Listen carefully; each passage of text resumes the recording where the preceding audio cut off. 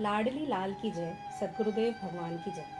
आज से हम शुरू करने जा रहे हैं भगवत प्रेम धारा में राधा बाबा द्वारा लिखी गई पुस्तक आस्तिकता की आधारशिलाएं। आइए शुरू करते हैं।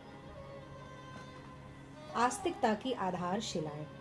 जब सर्वत्र प्रभु का ही सच्चिदानंदमय विलास निरंतर चल रहा है, उनकी सच्चिन्मय लीला के अतिरिक्त यहाँ कुछ भी नहीं है, तब हमें प्रतिकूलता की अनुभूति क्यों होनी चाहिए? क्या अनंत दयामय प्रभु में इतना विवेक नहीं है कि वे हमारे लिए, अपने शिशु के लिए कोई ऐसी स्थिति उत्पन्न कर देंगे जो परिणाम में सुखद ना हो? माँ के द्वारा अपने बच्चों के लिए कोई ऐसी चेष्टा होती है क्या जो उन्हें दुख में डालने वाली हो? माँ तो भूल कर भी सकती है, क्योंकि वह सर्वत्र अवस्थित नहीं है, वह सर्वशक्ति समन्विता नहीं है, उसमें संपूर्ण सर्वज्ञता का विकास नहीं हुआ है, और अहेतुक सौहार्दमय संपूर्ण विश्व के लिए निरंतर लहराने वाला सागर भी वह नहीं बन सकी है। किंतु प्रभु में तो ये चारों बातें निरंतर वर्तमान है। वे हमारे लिए प्रतिकूल परिस्थिति क्यों उत्पन्न करेंगे?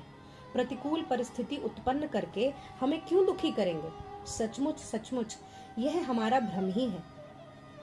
वास्तव में कोई प्रतिकूल लगने वाली परिस्थिति सचमुच में हमारे लिए अनंत अपरिसीम सुख का द्वार खोलने के लिए निर्मित हुई है। उसके कण कण में ही आत्यंतिक अनुकूलता है। आस्तिकता के अभाव के कारण ही हम उस अनुकूलता को देख नहीं पाते हैं। परिस्थिति सृष्ट ना हुई है और ना अनंत काल तक सृष्ट होगी। चाहे तो हम भी विश्वास करके सुखी हो सकते हैं।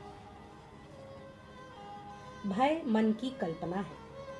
हम सोचकर देखें, हमें भय क्यों होना चाहिए? जब सब जगह अनंत शक्ति संपन्न, सब कुछ जानने वाले, हमारे प्रति अनंत सौहार्दमय प्रभु ही निरंतर नित्य अवस्थित हैं, तो किस प्राणी पदार्थ से हम भय करें? खूब गहराई से सोचें, भय एक झूठ मूठ अनादिकाल से कल्पित मन की कल्पना है। हमें मामूली से मामूली बात में भय होने लगता है। ना जाने कितने प्रकार के भय हम घेरे हुए हैं।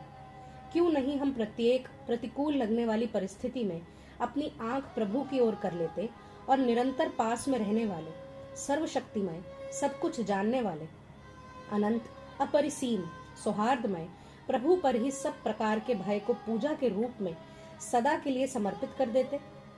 हम सब स्थितियों में सोचने लग जाएं कि जैसी प्रभु की इच्छा होगी हो जाएगा। इसमें डरने की क्या बात है? सच माने भय की संपूर्ण स्थितियां बदलने लगेंगी और हमारा मन सच्चिन्मय आनंद से भरने लगेगा। क्रोध से अपना और दूसरों का अनिष्ट ही होता है। क्रोध को भी हम जीते।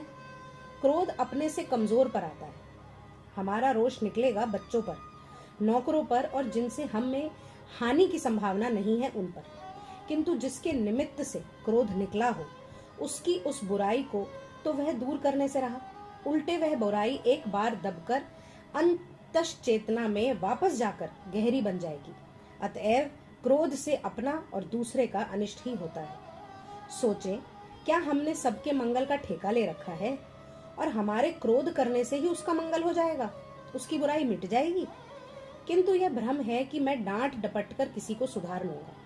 अपने बच्चों पर हम प्यार भरा शासन कर सकते हैं, पर उसमें क्रोध की गंध भी नहीं आनी चाहिए। हम जान भी नहीं पाते उन अवसरों पर उन बच्चों का, नौकरों का सुधार तो होता नहीं, उल्टे हमारी आस्तिकता की नींव भूकंप की भांति हिलने लगती है, जो अभी अभी आगे आने वाली विपत्तियों में हमें और भी खिन्न बना देती है।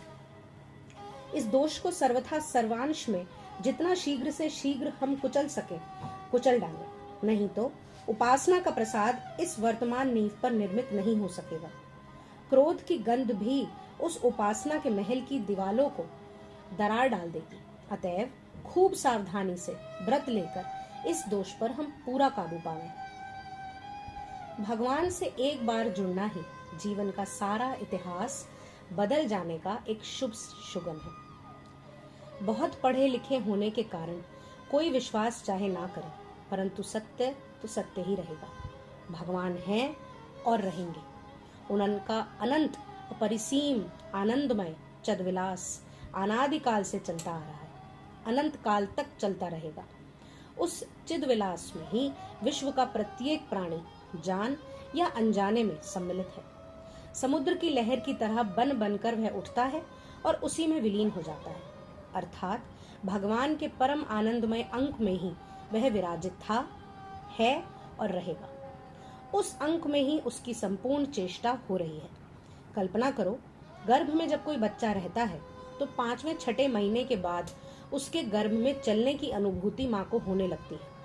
उसका हिलना डुलना चाहे कैसा भी हो, माँ में आनंद का संचार करता है।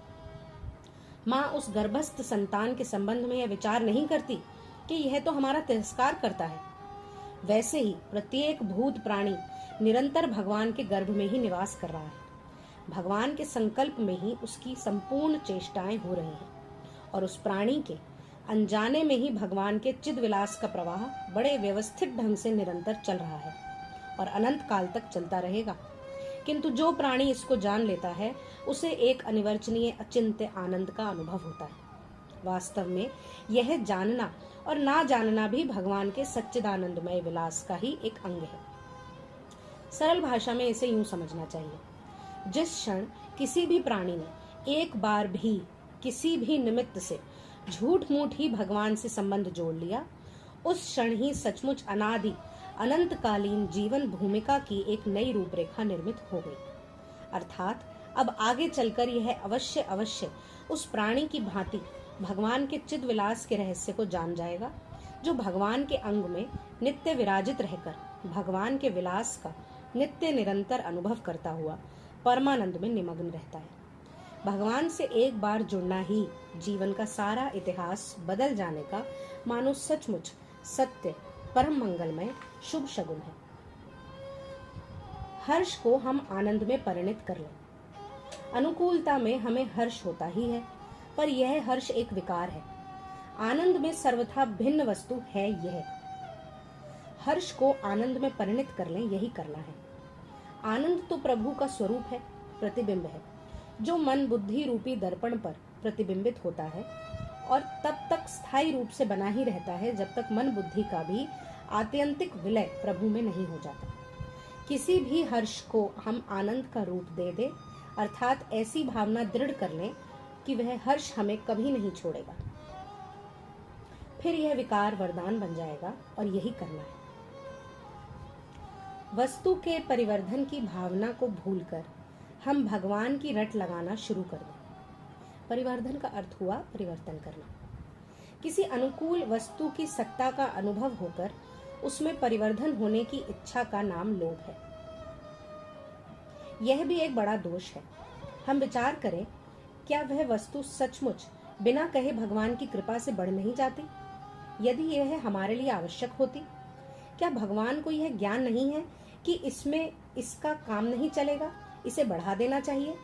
बच्चा जब बहुत छोटा होता है तब उसे कितना दूध पिलाना चाहिए, कितने कपड़े चाहिए, इसका ध्यान बच्चा रखता है या उसकी माँ रखती है? बच्चा तो भूख लगने पर रोता ही है। रोने के अतिरिक्त उसके पास और कोई साधन नहीं है। तो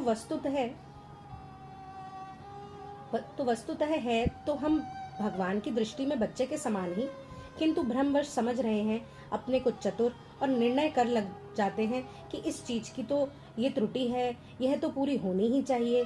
ये सब विचार उपासना में बाधक है।